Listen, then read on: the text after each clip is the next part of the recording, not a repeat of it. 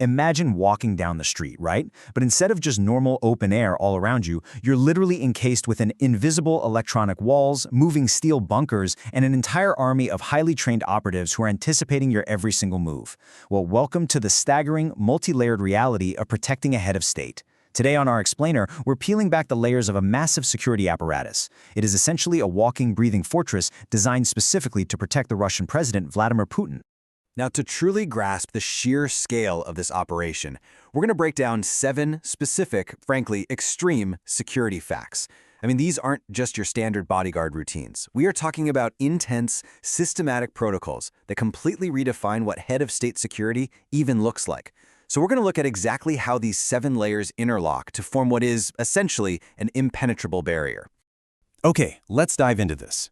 We'll be looking at these concentric circles of defense. First up, the threat environment. Then, invisible defenses. Third, mobile fortresses. Fourth, the human shield. And finally, personal defense. Section 1. The constant threat environment. So because Vladimir Putin has such a deep KGB background, his security detail operates on the constant assumption of highly sophisticated threats. And the architects behind this massive state-of-the-art defense system, that's the Federal Protective Service, or the FSO. This is a highly secretive, elite agency, and they're responsible for the continuous 24/7 protection of the Russian president. We're talking about an organization with just an immense scale and incredible resources. They operate entirely in the shadows, maintaining that outermost perimeter of safety. They secure locations, monitor communications, and basically neutralize risks long before the president ever even arrives on the scene. Let's move to and see how this builds. Section 2. Invisible and electronic defenses. So we move from the visible guards to something entirely different. And it begs the question, how do you hide a motorcade in plain sight? I mean, think about it. When you're moving a world leader through a modern, heavily populated city, the logistics are just an absolute nightmare. You can't just rely on bulletproof glass and clearing traffic anymore. In our age of autonomous drones and incredibly precise satellite tracking, you have to find a way to literally disappear while driving straight down the street. And the answer to that logistical nightmare? GPS spoofing. His security detail deliberately manipulates signals so that the equipment moving with him actually emits fake electronic coordinates. This effectively creates this invisible electronic ghost field right around his exact physical location. So if a hostile actor is trying to target a drone or a guided missile based on his assumed coordinates, well, that manipulated GPS is going to tell those weapon systems that he is miles away from where he actually is. It's like a digital force field hiding him right in plain sight. Section 3. Armored mobile fortresses. Now, digital shields can only do so much, right? Eventually, you have to rely on physical hardware. For years, the FSO relied pretty heavily on modified foreign luxury vehicles like the Mercedes-Benz. But recently, there's been this very deliberate shift over to the Aurus Sonat, and this brilliantly illustrates a major upgrade in domestic self-reliance and just raw defensive capability. Because the Aurus Sonat isn't just some modified luxury car. No, it was built completely from the ground up to be a heavily fortified mobile safe room. The arsenal packed into the Aurus Sonat is absolutely staggering. Now, what's really interesting about this slide is we aren't just talking about standard heavy armor plating that stops bullets. This vehicle is literally designed to be a hermetically sealed bunker on wheels.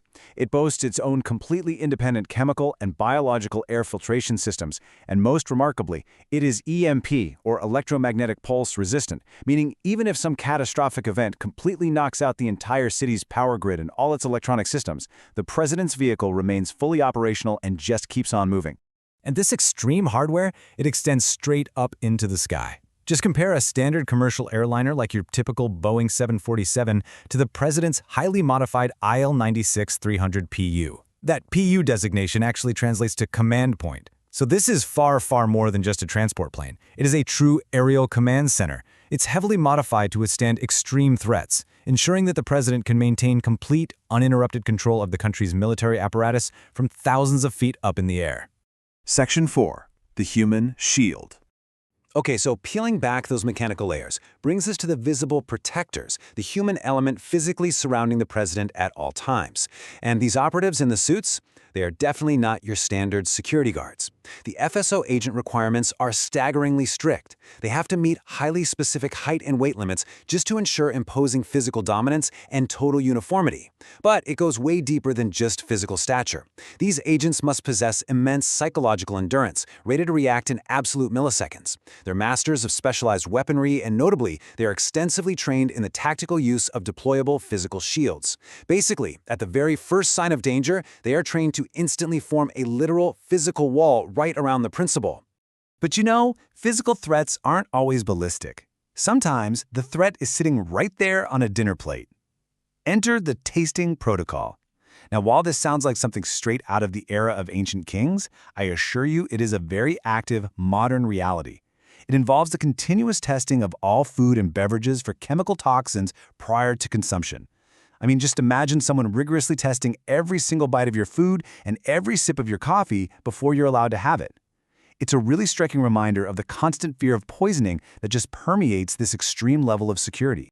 Section 5. Personal defense. Arriving at the absolute core of these concentric circles poses the ultimate question.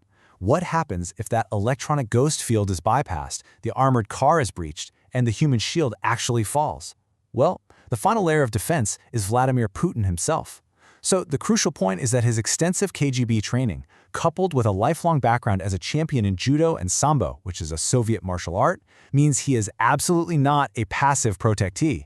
If every single external system, gadget, and guard completely fails, his own personal martial arts expertise and physical readiness are designed to serve as the literal absolute final line of defense. Which brings us to the end of our structural breakdown today and leaves us with this one final thought. What is the true psychological toll of living perpetually inside an impenetrable, multi-layered fortress?